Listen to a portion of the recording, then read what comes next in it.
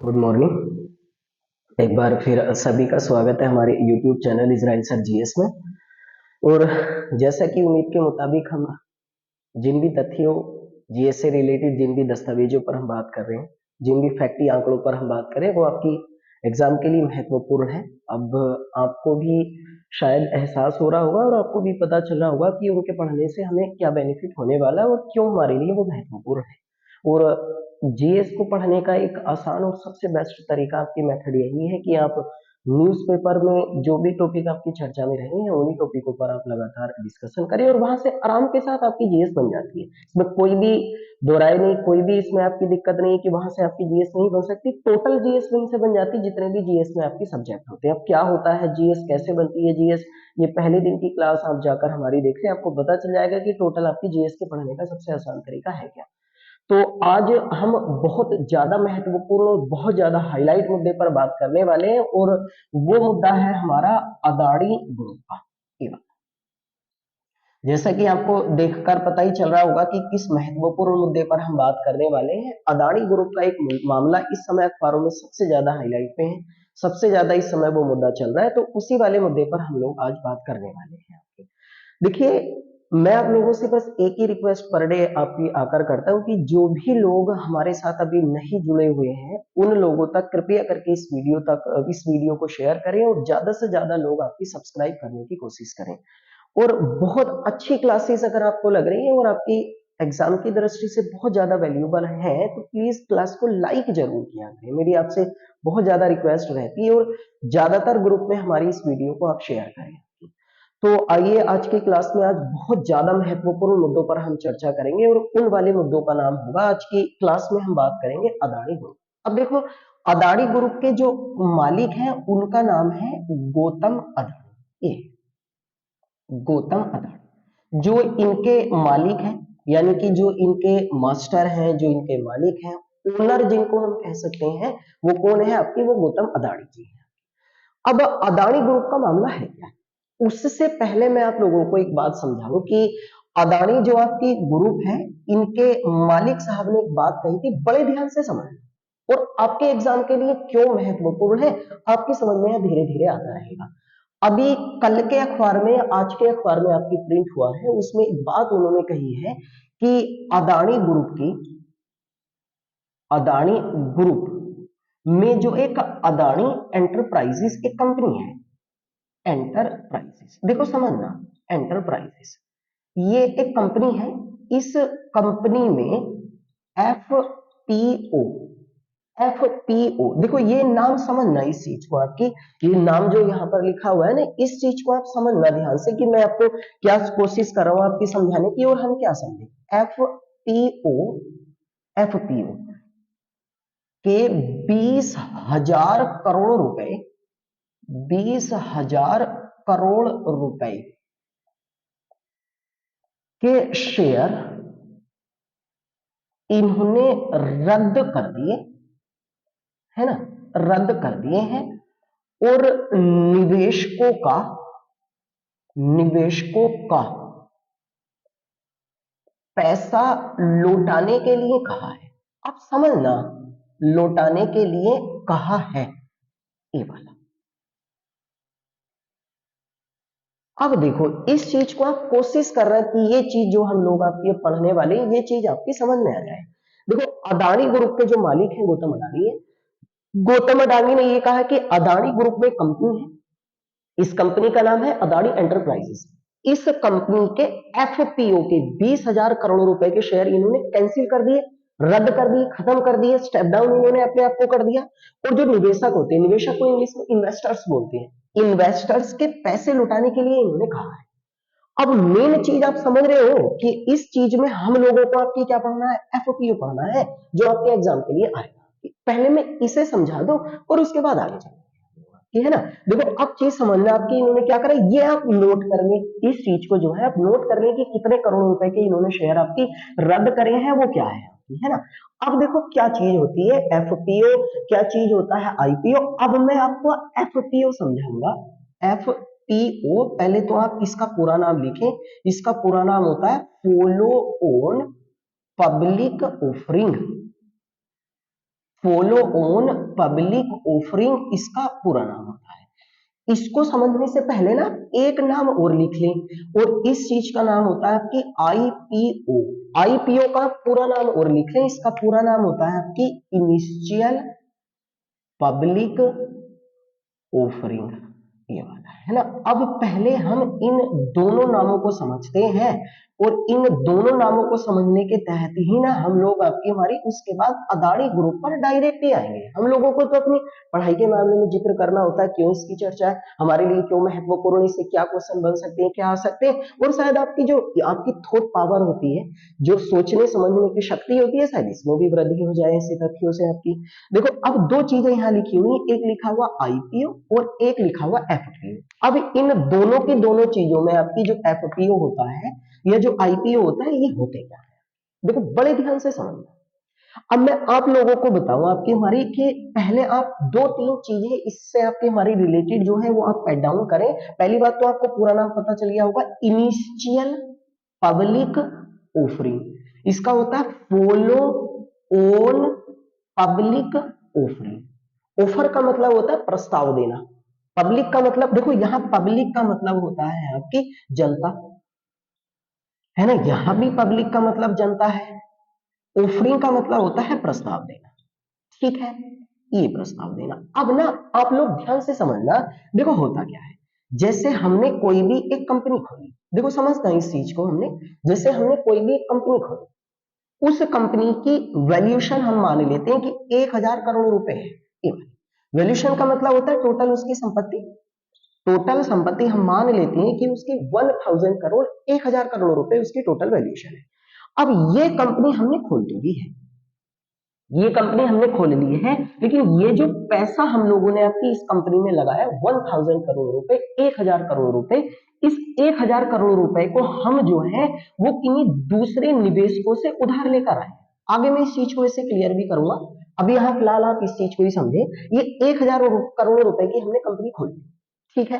अब 1,000 करोड़ रुपए को हम क्या करते हैं, आप पहले इस चीज को समझो, मैं पहले इस चीज को क्लैरिफाई कर दूं। अब 1,000 करोड़ रुपए को हम बहुत सारे टुकड़ों में इसको डिवाइड कर देते हैं, बहुत सारे टुकड़ों में इसको डिवाइड कर देते हैं, छोटे छोटे पीसेस में इसको डिवाइड कर देते हैं। मान लेते हैं इसके हमने 100 रुपए के 10,000 टुकड़े बना दिए इसके, ठीक है। एक एक हजार रुपए के मान लेते हैं, हम लोगों ने इसके 5,000 टुकड़े बना दिए, ऐसे ही करके 10,000 रुपए के मान लेते हैं कि हमारे द्वारा 1,000 टुकड़े आपकी हमारी इसके बना दिए गए। अब ये जो 100 रुपए के 1,000 टुकड़े हैं, 10,000 मान लेते हैं इसको, है ना।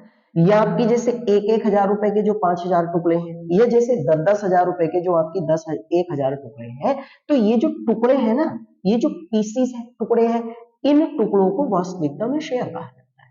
शेयर मीन्स होता है अंश, इंग्लिश में इसको आपकी स्टॉक बोल देते हैं। ये इतना टेक्नोलॉजी भरा जमाना, इतना तो आप लोगों से आपकी समझ में आता ही होगा। शेयर का मतलब होता है अंश या हिस्सा, स्टॉक कह देते हैं आपके इंग्लिश में। अब ये वाले हिस्से जो होते हैं ना, ये जो हमने टुकड़े बांटे हैं, कि टोटल कंपनी 1,000 करोड़ रुपए की थी, लेकिन 1,000 करोड़ रुपए को हमने बहुत सारे छोटे छोटे टुकड़ों में बांट दिया।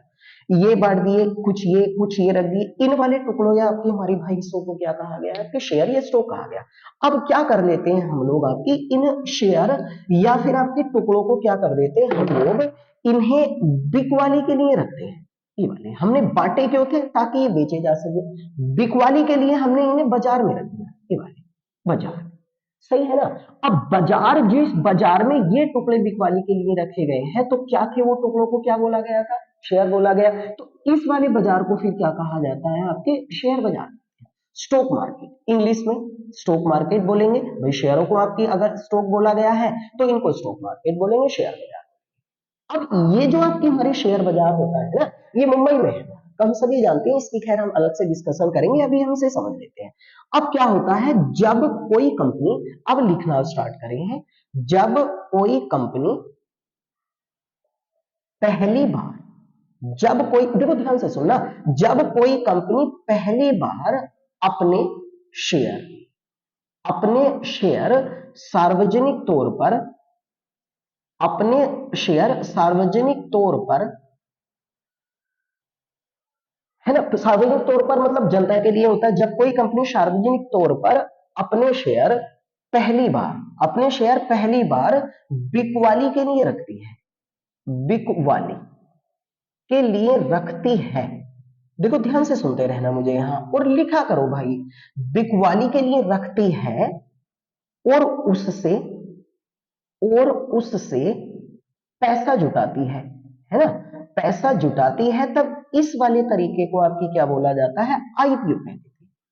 पहली बार देखो यहां एक वर्ड लगा हुआ फर्स्ट टाइम, पहली बार यहां पर है ना, फर्स्ट टाइम। ध्यान से समझना, शायद ऐसा कोई नहीं समझाए, मुश्किल से चीजें लोगों की आपकी समझ में आती, वरना लोग सीधे बताए और निकल गए आपकी। जैसे कल हमने बजट को समझा, उससे पहले आर्थिक सर्वेक्षण को हम लोगों ने समझा, ऐसे ही करके ये वाली चीज है आपकी। यानी कि पहली बार हमने कंपनी खोली, हमें कुछ नहीं करना, उस कंपनी में जितना भी हमने पैसा लगाया था उन पैसों को छोटे छोटे टुकड़ों में हमने बांट दिया और जनता में बिकवाली के लिए रख दिया। और जनता में फर्स्ट टाइम जो बिकवाली के लिए शेयरों को हमने रखा है ना, उस वाले तरीके को क्या बोला जाता है, इनिशियल पब्लिक ऑफरिंग कहते हैं। अब देखो ध्यान से समझ लो, यहाँ इनिशियल पब्लिक ऑफरिंग में हम लोगों ने आपकी हमारी क्या रख दी है भाई, शेयर बिकवाली के लिए रख दिए। अब इनमें से क्या होगा, मान लेते हैं जैसे हम लोग हैं। अब पहली बात आपके दिमाग में आ रहा होगा कि क्या कोई भी कंपनी ऐसे कर सकती है, ऐसे नहीं होता है आपकी। देखो इसके लिए क्या होता है, जब कोई कंपनी इनिशियल यानी आईपीओ बिकवाली के लिए रखती है, आईपीओ बिकवाली के लिए रखती है, बिकवाली के लिए रखती है, तो आप पहले सुन लो, रखती है तो उसे क्या होता है, आपकी हमारी एक ऑफर प्रस्ताव होता है, ठीक है, उसे क्या होता है, आपकी हमारी एक ऑफर प्रस्ताव देना पड़ता है। और ऑफर प्रस्ताव जो देना पड़ता है वो देना पड़ता है आपकी सेबी एक संस्था है, इस संस्था को आपकी हमारी भाई ऑफर प्रस्ताव देना पड़ता है। ऑफर प्रस्ताव इसको देना पड़ता है, यानी कि एक कंपनी है आपकी, इसको प्रस्ताव देना पड़ता है, ऑफर प्रस्ताव, जिसको आपकी हमारी प्रस्ताव दस्तावेज भी कह देते हैं। दस्तावेज का मतलब तो आप लोग समझ रहे होंगे, है ना, प्रस्ताव दस्तावेज कह देते हैं। दस्तावेज का मतलब ये होता है कि उस कंपनी को, देखो ध्यान से, उस कंपनी को अपने कुछ डॉक्यूमेंट होते हैं, डॉक्यूमेंट, ये डॉक्यूमेंट कहां जमा कराने पड़ते हैं, सेबी के।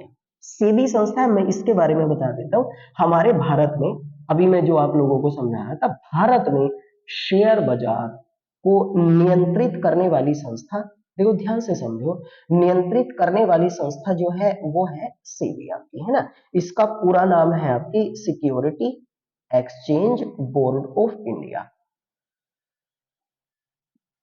बोर्ड ऑफ इंडिया, ये इस कंपनी का फुल फॉर्म है। इसकी हिंदी में पूरा नाम हो जाएगा आपकी भारतीय प्रतिभूति विनियामक बोर्ड, विनियामक बोर्ड, ये इस कंपनी का पूरा नाम है। और ये भारत में शेयर बाजार को नियंत्रित करने वाली सबसे बड़ी संस्था है। इस कंपनी के बारे में आप लिखें, इस कंपनी की स्थापना अगर पूछी जाती है तो इस कंपनी की स्थापना हुई थी 12 अप्रैल 1988 ईस्वी को।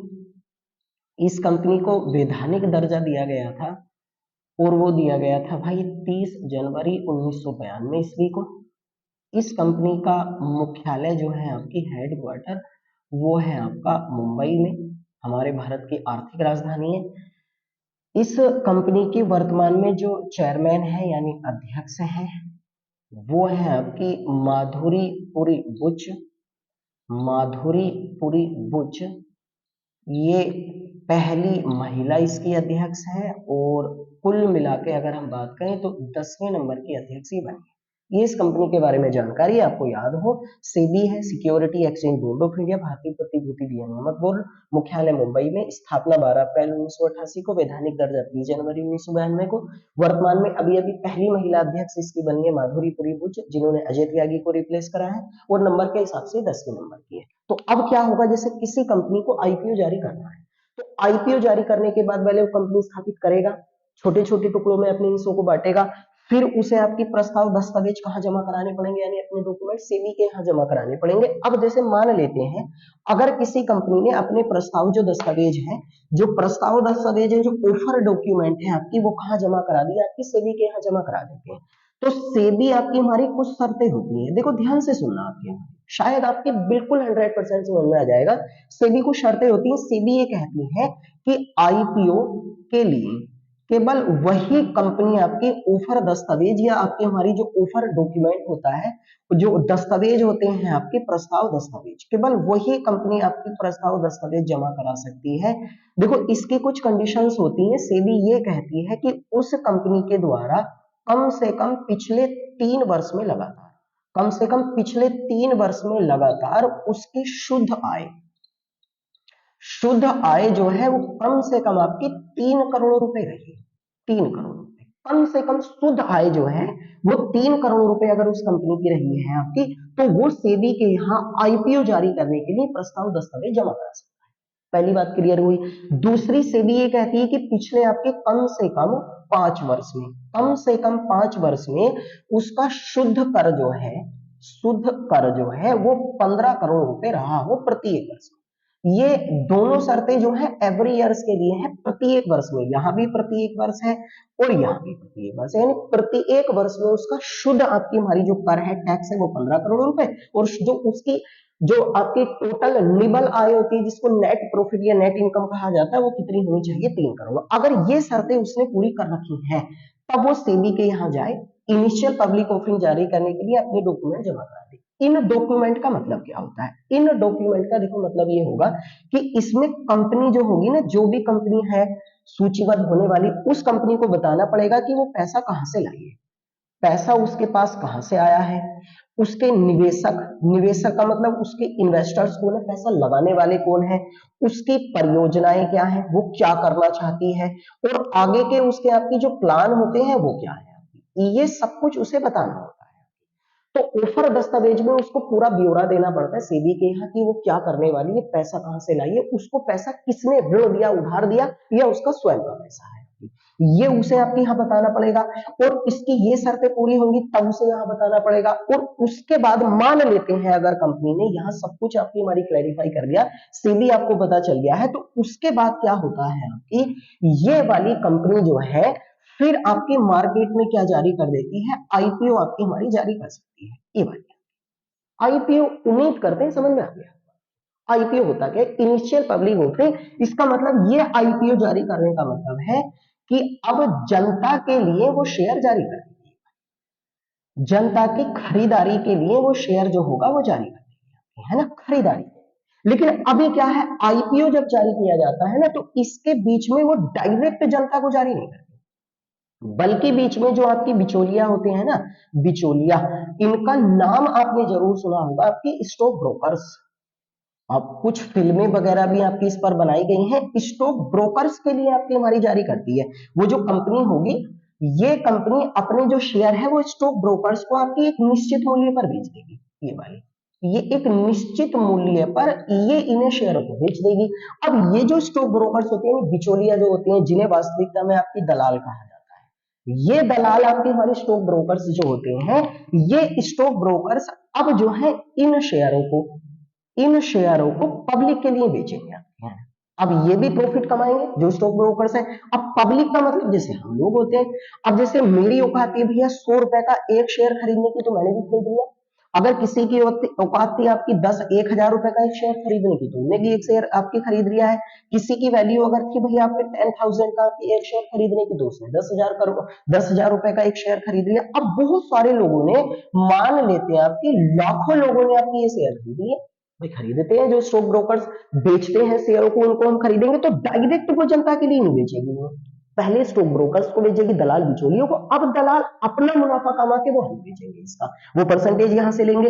अब एक बात बताओ, जब कंपनी में लाखों लोग, कोई 100 रुपए की हिस्सेदारी वाला बन गया, कोई 1000 रुपए की हिस्सेदारी वाला बन गया, कोई 10,000 रुपए की हिस्सेदारी वाला बन गया, अब इतने सारे लोग आपकी हमारी भाई इसमें हिस्सेदार बन जाते हैं, इतने सारे लोगों ने आपकी हिस्सेदारी बना ली है, तो अब ये वाली जो आपकी इनिशियल पब्लिक ऑफरिंग जारी करने वाली कंपनी है, मुझे सुनना बड़े ध्यान से, आपकी इस वाली कंपनी में तो अब लोग आपकी, हम सभी लोग आपकी भागीदार हो गए ना, ये वाले, अब हम सभी लोग इस कंपनी में आपकी क्या हो जाते हैं, भागीदार।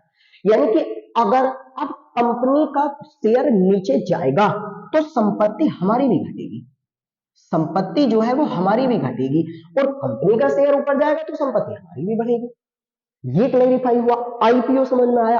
अब क्या होता है, आईपीओ जारी करने के बाद ना, अगर किसी कंपनी ने आईपीओ जारी कर दिया, ये आईपीओ अगर जारी कर देती है आपकी वो कंपनी, तो फिर क्या हो जाती है आपकी, वो शेयर बाजार में, देखो ध्यान से सुनना, वो कंपनी शेयर बाजार में लिस्टेड हो जाती है। लिस्टेड का मतलब होता है सूचीबद्ध हो जाती है।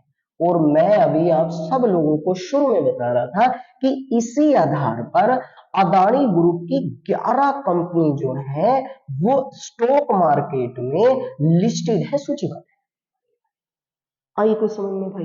ऐसे करके कोई कंपनी आईपीओ जारी कर सकती है। और आईपीओ ये चीज होता है, अब क्या होता है आपकी, अब इस चीज को अगर हम देखते हैं तो आईपीओ जब जारी किया जाता है और आईपीओ जारी कर दिया है आपके अदानी ग्रुप के द्वारा, तो उसके बाद क्या होता है, आईपीओ जारी करने के बाद वो कंपनी फिर शेयर यानी और बॉन्ड, इनका नाम सुना होगा आपने, है ना, और जो आपकी हमारी स्टॉक एक्सचेंज होते हैं, स्टॉक एक्सचेंज, इनको खरीद भी सकती है और इनको वो कंपनी आपकी बेच भी सकती है। ये आपके हमारी उसके पास अधिकार आ जाते हैं। अब इसके पास ये वाले अधिकार आगे है ना। अब जब कंपनी जो होता है आईपीओ जारी करने के बाद, आईपीओ जारी करने के बाद, ये वाला आप समझ में आया ना आपकी, मैं एक बार और आपकी रिवाइज कर देता हूं। यानी पहली बार किसी भी कंपनी के द्वारा शेयर बाजार में जो शेयरों को पब्लिक के लिए जारी किया जाता है, उन वाले तरीके को आईपीओ कहते हैं। आईपीओ जारी करने के लिए आपको अपने ऑफर दस्तावेज किसके यहाँ जमा कराने होते हैं, सेबी एक संस्था है जो शेयर बाजार को नियंत्रित करती है। स्थापना, मुख्यालय, अध्यक्ष वगैरह हम लोगों ने लिख ही लिए हैं। उसके बाद उसकी कुछ शर्तें होती हैं, शर्तें पूरी करने के बाद मान लेते हैं उसने आईपीओ जारी कर दिया, और आईपीओ जारी करने के बाद अब उसके पास अधिकार ये होता है कि वो कंपनी अब जो है आपकी एफपीओ जारी कर सकती है। एक तो एफपीओ जो होता है ये तब जारी होता है, पहले उसने आईपीओ जारी करा होगा, पहले उसने जो है आईपीओ जारी करा, ये है। अब एफपीओ और आईपीओ में देखो अंतर क्या होता है, इसमें अंतर ये है कि एफपीओ जो होता है ना, ये एक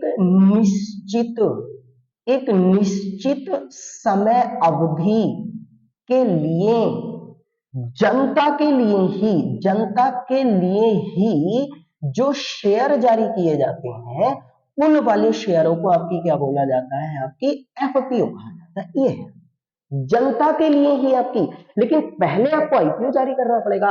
आईपीओ अगर जारी कर देते हैं तो फिर एफपीओ जारी कर सकते हैं। एफपीओ एक लगातार शेयर होते हैं, आईपीओ कुछ समय के लिए शेयर होते हैं। ये है इनिशियल पब्लिक ऑफरिंग, और इसका होता है फॉलो ऑन पब्लिक ऑफरिंग।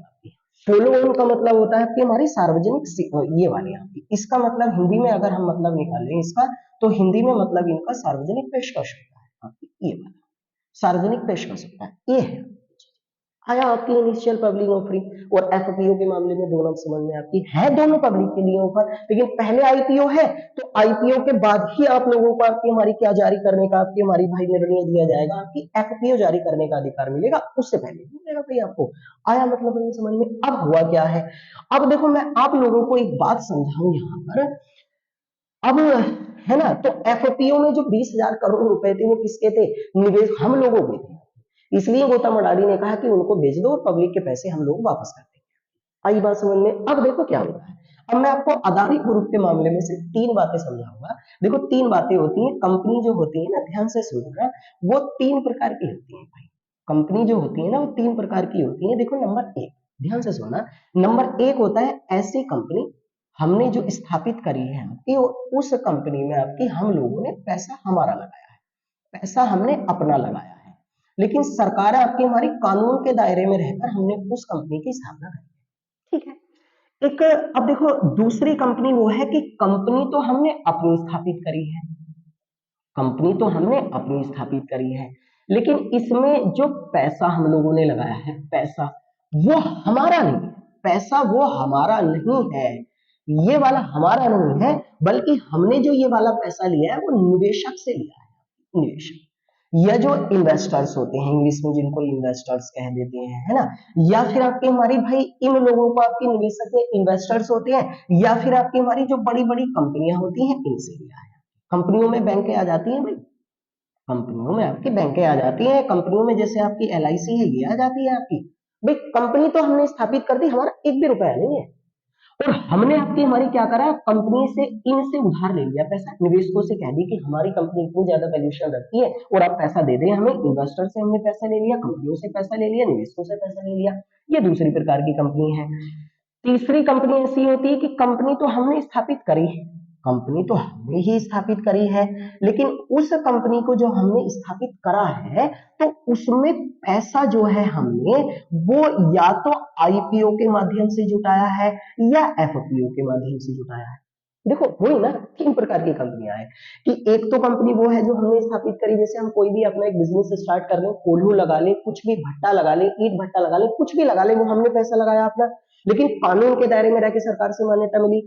दूसरी कंपनी स्थापित तो कर दी लेकिन पैसा हमने नहीं लगाया, दूसरों से लेकर उधार लगा दिया हम लोगों ने। तीसरी कंपनी वो है पैसा हमने कंपनी स्थापित करी लेकिन पैसा हमारा एक भी रुपया नहीं है। अब इस पैसे को या तो हमने आईपीओ के माध्यम से जुटा लिया, यानी पब्लिक से पैसा इकट्ठा कर लिया, या एफपीओ के, एफपीओ जब जारी होगा पहले आईपीओ होगा। अब इसमें एफपीओ आईपीओ में जो पैसा होता है वो निवेशक का भी हो सकता है, निवेशक का भी, और इसमें जो पैसा हो सकता है आपकी हमारी वो किसका भी हो सकता है, जनता का। तो इस प्रकार की जो कंपनियां है ना, गौतम अडानी की जो कंपनी है ये वाली गौतम अडानी की जो कंपनी है वो इस प्रकार की कंपनी है, ये है। यानी कंपनी तो है उनकी लेकिन पैसा उनका एक भी नहीं है। पैसा किसका है आपकी, या तो निवेशक है जो इन्वेस्टर्स है, या फिर आपकी हमारी जनता है, या फिर पैसा। और वो पैसा इसके जरिए जुटाया गया। अब यहाँ जो पैसा होता है, अगर ये पैसा आपकी कंपनी अगर डूबती है, कंपनी खराब होती है, तो इसमें आपकी सबसे ज्यादा लॉस किसका होगा, आपकी जनता का होगा, नहीं होगा आपकी जनता का। तो इसमें सरकार की जिम्मेदारी बढ़ जाती है कि सरकार उन कंपनियों को देखे, उनकी देखभाल करे कि वो कंपनी कैसे करे कि घोटालेबाजी तो नहीं कर रही है, और घोटालेबाजी करके जनता का पैसा तो नहीं डूब रहा है। समझ गए ना, कंपनी तीन प्रकार की है। अब यहां जो कंपनी हमने लगाई थी उसको हम पैसे को चाहे तो हम जला दें, पैसे को चाहे हम फूक दें, या पैसे को हम 10 गुना कर दें, इसमें तो हमारी मर्जी है ना, इसमें तो, लेकिन कानून के दायरे में कोई फर्क नहीं पड़ेगा जनता पर। अब ये जो और ये कंपनी होती है तो यहाँ जनता और निवेशक पर आपके फर्क पड़ जाता है। ठीक है, तो गौतम अदानी की कंपनी यहाँ है। अब देखो होता क्या है, अब इस कंपनी में आपकी हुआ क्या है, वो चीज आप लोग आपकी हमारे ध्यान से समझ लो कि देखो हुआ क्या है। तीन प्रकार की कंपनियां होती, आई कुछ समझ में आपके लोगों की बात है ना। अब देखो हुआ क्या है, एक अमेरिका की एक कंपनी है और उसका नाम है हिंडनबर्ग। हिंडनबर्ग, इस कंपनी की स्थापना 2017 में हुई थी, और ये कंपनी शेयर बाजार जो होता है ना, शेयर बाजार, इससे संबंधित घोटालों का खुलासा करती है, इससे संबंधित घोटालों का खुलासा करती है। 2017 ईस्वी में इस कंपनी की स्थापना एंडरसन के द्वारा की गई थी। आपकी ये लिखे, आपको काम देंगे ये चीज। एंडरसन में ये कंपनी शेयर बाजार में जो कंपनी लिस्टेड होती, कैसे लिस्टेड होती वो मैं आपको बता चुका हूँ, ये उनका खुलासा करती है। अब देखो होता क्या है, हिंडनबर्ग ने ये कहा कि जो आपकी गौतम अडानी है, गौतम अडानी है, यानी कि ऐसे कह सकते हैं कि अडानी ग्रुप है ना, अडानी ग्रुप ने अडानी ग्रुप ने अपने बही खातों में, जो इनके अकाउंट थे, बही खातों में घोटाला करके, बही खातों में घोटाला करके अपने शेयरों की कीमतों शेयरों की कीमतों को जान, अपने शेयरों की कीमतों लिख लो, या फिर आप ऐसे लिख लो कि इनमें घोटाला करके इन्होंने जानबूझकर, है ना, इन्होंने जानबूझकर अपनी आय को अधिक बताया है, बल्कि वो आय इनकी अधिक नहीं थी, अपनी जो इनकम है उसको अधिक बता दी, वो इनकम अधिक थी नहीं, उन्होंने ये बताया। अब इन्होंने ये कहा कि अडानी ग्रुप ने अपने बही खातों में, अब बही खाते क्या होते हैं इनको जाकर एक बार आप देख लें कि किस दिन अगर मुझे मौका मिलेगा तो मैं डिटेल में आपकी इन चीजों को आप लोगों को समझा के जाऊंगा। ठीक है, अब इन्होंने कहा जानबूझकर उन्होंने कह दिया कि उनकी आय में अधिक हो गई है, आपकी वृद्धि हो गई है। अब देखो एक बात बताओ, जब अडानी ग्रुप इस बात को कहेगा तो इसका मतलब ये हुआ कि ऐसा कहने से आपकी जो अडानी ग्रुप की आपकी कंपनी सूचीबद्ध थी शेयर बाजार में, उसके शेयरों में भारी गिरावट होगी भाई, भारी गिरावट, भारी गिरावट होगी, इतनी बड़ी भारी गिरावट हुई कि इसकी जो 11 कंपनी आपकी सूचीबद्ध थी ना आपके शेयर बाजार में, इनकी कीमत थी 19.20 लाख करोड़ रुपए, इतनी कीमत थी इनकी। अब ये आपकी घटकर जो है, ये आंकड़ा आप लिख लें, ये घटकर आपकी 10.43 लाख करोड़ रुपए रहेगी। तो लगभग कह सकते हैं कि 8.70 लाख करोड़ रुपए इतने करोड़ रुपए आपकी हमारी इनकी कीमत जो है वो घट गई है। ये वाली इस बात के खुलासा होने से ये वाला है ना। अब आपको पता चल रहा है। अब देखो एक बात बताओ, आपकी जो हिंडनबर्ग कंपनी है जो मैं आपको बता रहा हूँ इस वाली चीज को, तो संपत्ति आधी घट गई लगभग। भाई 19 लाख करोड़ थी 10 लाख करोड़ रह गई, ऐसे समझ लो आप लोग। अब देखो ऐसा क्यों है, अदानी ग्रुप ने ऐसा अपनी आय को अधिक क्यों बताया होगा, ये बात भी तो आप समझ लेना, अधिक अपनी आय को क्यों बताया होगा। तो देखो ऐसा होता है, देखो अदानी ग्रुप उस कंपनी का मालिक तभी तो है, मालिक तभी तो है जब इस कंपनी के कम से कम 50% से अधिक शेयर वो अदानी के पास है। भाई कोई भी व्यक्ति किसी कंपनी का मालिक, अगर आपको हल्की फुल्की इकोनॉमिक्स की जानकारी है तो इस बात का तो पता होगी कि कोई भी व्यक्ति किसी कंपनी का मालिक तभी होता है जब आधे से ज्यादा उसके पास हिस्सेदारी हो, तो 50% से ज्यादा हिस्सेदारी तो उसके पास होगी। अब इन्होंने कह दिया कि भाई ऐसा होगा, तो अब इन्होंने, इनके पास तो हिस्सेदारी है, अब इन्होंने ये कह दिया कि हमारी आय अधिक थी, तो आय अधिक होने का मतलब है कि इनके शेयरों की कीमत आपकी हमारी बहुत बेहतर है, इनके शेयरों की जो आपकी कीमत है वो बहुत बेहतर है। तो ऐसा कहने से इनके शेयरों की कीमत यानी इनके शेयरों की जो बिकवाली है वो बढ़ गई, और बिकवाली अगर बढ़ गई तो बिकवाली बढ़ने से आपकी किसी भी चीज की लॉज ऑफ डिमांड है, इकोनॉमिक्स का नियम कहता है कि अगर किसी भी चीज की बिकवाली जो होती है वो बहुत ज्यादा बढ़ जाए, तो बहुत ज्यादा बिकवाली बढ़ने से उसकी कीमतें आपकी कैसे हो जाती है, बढ़ जाती है आपकी। अब उन्होंने कह दिया आय अधिक है, आय अधिक कब होगी, जब शेयरों की कीमत ज्यादा है। तो लोग बागों ने सोचा कि अदानी ग्रुप के शेयर खरीद लें, अदानी ग्रुप के शेयर आपके लोग बाग खरीदने लगे, तो इनकी बिकवाली बढ़ गई, और बिकवाली बढ़ने से इनकी कीमत कैसे चलेगी, आपकी ऊपर चलेगी आपकी। अब कीमत अगर ऊपर चली गई है तो एक बात बताओ, आपकी इनका सबसे ज्यादा फायदा आपकी हमारी किसको होगा, गौतम अडानी को होगा। और इसीलिए तो हम लोग पढ़ रहे थे आपकी कि गौतम अडानी अडानी जो है वो भारत के नंबर वन सबसे अमीर व्यक्ति बन गए, यानी करा भी कुछ नहीं और व्यक्ति भी सबसे अमीर बन गए, सबसे अमीर व्यक्ति बन गए, और वो विश्व में भी आपकी हमारी भाई टॉप 10 में आ गए, विश्व में भी उनका नंबर आपकी टॉप 10 के अमीर व्यक्तियों में आ गया। तो इसका मतलब पैसा पब्लिक का जा रहा है, आमदनी किसकी बढ़ रही है, गौतम अडानी की बढ़ रही है, और वो भारत में पहले नंबर पर आ गए और दुनिया में top 10 में आ गए। अब जैसे ही इस बात का खुलासा हुआ, हिंडनबर्ग ने यह कहा कि वास्तविकता में उनकी आय अधिक थी ही नहीं, उनकी आय अधिक थी नहीं, बल्कि उन्होंने ऐसा करा। अब जब उन्होंने ऐसा करा है तो लोग बागों को कि पता चला, उन्होंने पैसे वहां लगाने छोड़ दिए, तो फिर इनके शेयरों की जो आपकी कीमत थी वो कैसे हो गई आपकी, वो कम हो गई आपकी, और इसी रीजन से आपकी इनकी संपत्ति जो है वो घट गई, खत्म हो गया मामला आपकी हमारी, और लगभग आधी संपत्ति आपकी नीचे चली गई। और इनकी अगर निजी संपत्ति के मामले में भी अगर हम बात करें तो निजी संपत्ति भी लगभग 27% आपकी घटी, और ये विश्व के अब 16वें नंबर के सबसे अमीर व्यक्ति रह गए। 27% आपकी इनकी संपत्ति, लगभग बताया ऐसा जा रहा है कि 4.54 लाख करोड़ रुपए, इतने करोड़ रुपए पिछले 6 दिन में इनकी संपत्ति जो है वो खत्म हो गई है, कम हो गई। ये मेन रीजन हुआ आपकी, यानी पहले बढ़ी भी अब घटी भी थी। अब देखो एक बात और मुझे यहाँ बतानी थी आप लोगों को, और वो बात ये है कि अगर ये वाली बात आपकी समझ में आ गई होगी तो इन वाली बातों में आपकी हमारी कहीं ना कहीं सरकार का भी इन्वॉल्वमेंट होता है, कहीं ना कहीं जो गवर्नमेंट होती है उसका भी इन्वॉल्वमेंट होता है। अब देखो एक बात बताओ, LIC ने भी निवेशक के तौर पर अदानी ग्रुप में पैसे लगा रखे थे, इसने भी।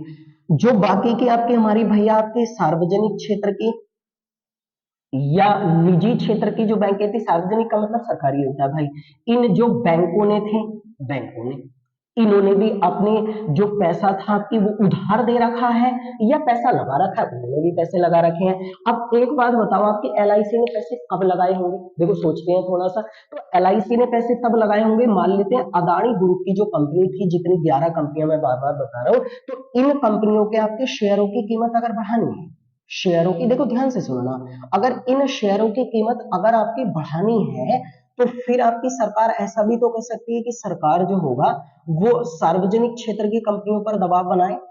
जो सार्वजनिक क्षेत्र की कंपनी होती है जैसे LIC है, इन पर वो दबाव बनाए, और दबाव बनाने के बाद वो कहे कि वो अदानी ग्रुप के शेयर खरीदें, अदानी ग्रुप के शेयर खरीदें। अब देखो, अगर सरकार का दबाव है तो एलआईसी तो आपकी शेयर खरीदेगी।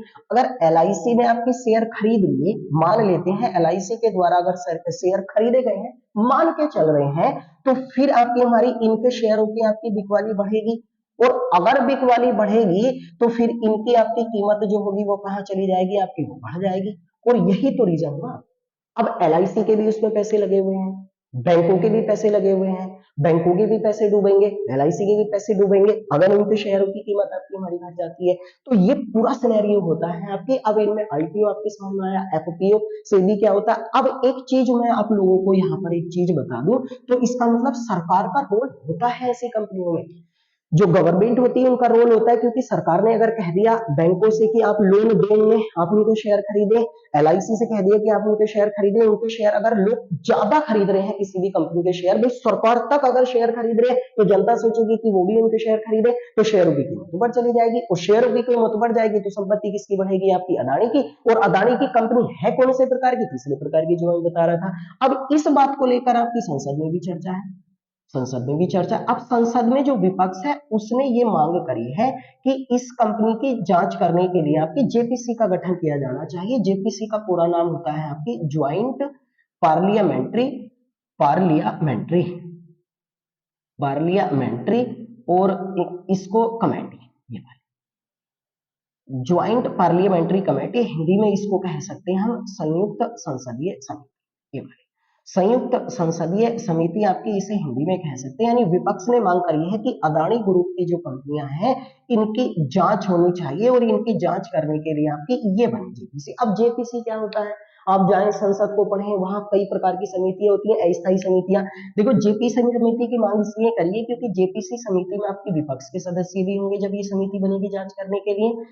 इसमें सर्वोच्च न्यायालय के जो न्यायाधीश होते हैं, जस्टिस, वो भी रखे जाएंगे, और इसमें आपकी सरकार के जो सदस्य होते हैं वो भी रखे जाएंगे। अगर मान लेते हैं कोई भी एक जांच समिति साधारण ही बना दी जाए, जांच समिति अगर साधारण ही बना दी जाए आपकी, तो उसमें हो सकता है सरकार ऐसे व्यक्ति को रख ले जो उसके फेवर के हों, और फिर जांच आपकी निष्पक्ष ना हो पाए। तो इसीलिए इसको लेकर हंगामा हो रहा है आपकी संसद में, और संसद में विपक्ष कह रहा है कि इसकी जांच होनी चाहिए, और जांच के लिए भी एक सिंपल कमेटी ना बन के जेपीसी कमेटी बने। जेपीसी देखो ऐसी समितियां होती हैं जो जिस काम के लिए जब बनाई जाती हैं, जब उनकी जरूरत होती है, जब वो काम की जांच खत्म हो जाती है तो उन आपकी समितियों को समाप्त कर दिया जाता है। तो इसका मतलब आपकी इस वाले टॉपिक का संबंध जो है वो आपकी इकोनॉमिक्स से भी है, इकोनॉमिक्स से भी है, कॉन्स्टिट्यूशन से भी है। ये वाला ये है ना, इकोनॉमिक्स में जाके आप, अब लोग मेरे कहने से आप अगर आप पढ़ते ही हो तो आप शेयर बाजार को पढ़ लें, सेबी को मैं बता ही चुका हूँ, और गहराई के साथ पढ़ लें, और संविधान में जो होता है वो आप सब लोग आपके हमारी मेरे कहने से आप लोग समितियां पढ़ें।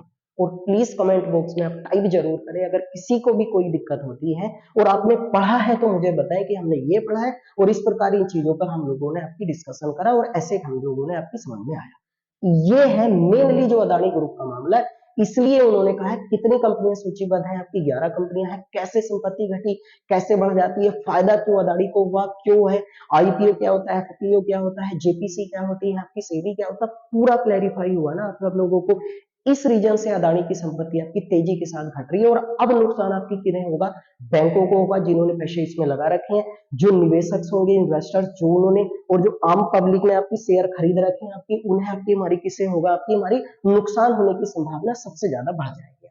तो ये पूरे का पूरा सिनेरियो है। अब इस सब्जेक्ट का संबंध इकोनॉमी, इकोनॉमिक्स एंड कॉन्स्टिट्यूशन तीनों से है। तो कृपया करके आप सब लोग आपकी मेहनत के साथ पढ़ें।